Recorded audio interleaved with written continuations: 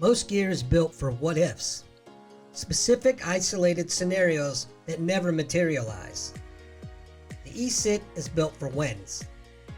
When your primary systems fail, when a single variable needs immediate management. This isn't a survival bag. It's one component of a larger integrated system, built for real everyday situations. The left panel is built for immediate utility. Radio and antenna. As a licensed ham radio operator, I have comms covered, especially if the cell towers are down or I don't have a signal. GPS and compass. Electronic navigation backed by magnetic reliability. The GPS gives you speed and position.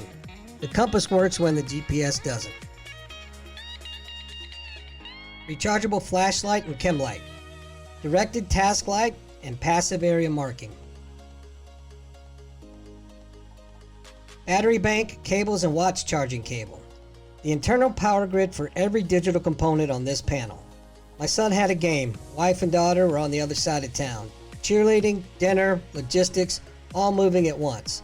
Phone died, comms went down at exactly the wrong moment. Grab this bank out of the E-Sit, 30 seconds, problem solved. Life straw, liquid IV, headlamp, fire kit, and spare batteries. When weather destroys everything else, these are how you drink, stay warm, signal for help, and keep moving after dark.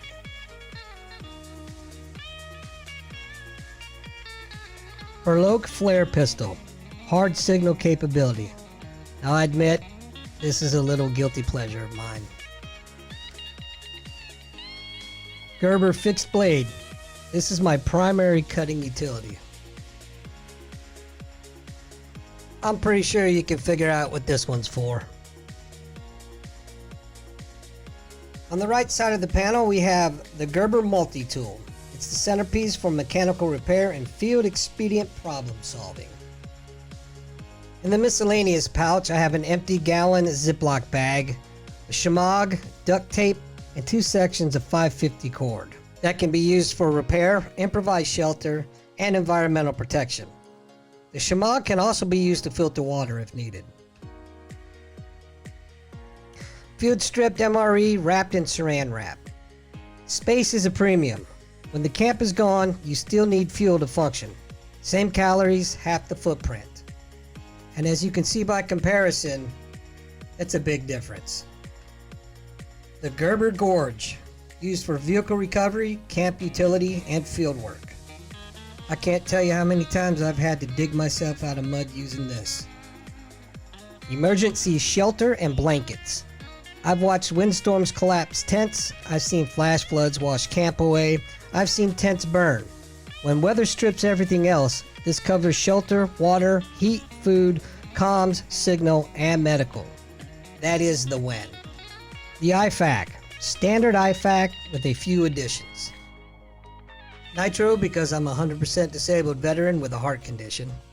OTC medications. Tylenol, naproxen, Benadryl, Imodium, antibiotic ointment.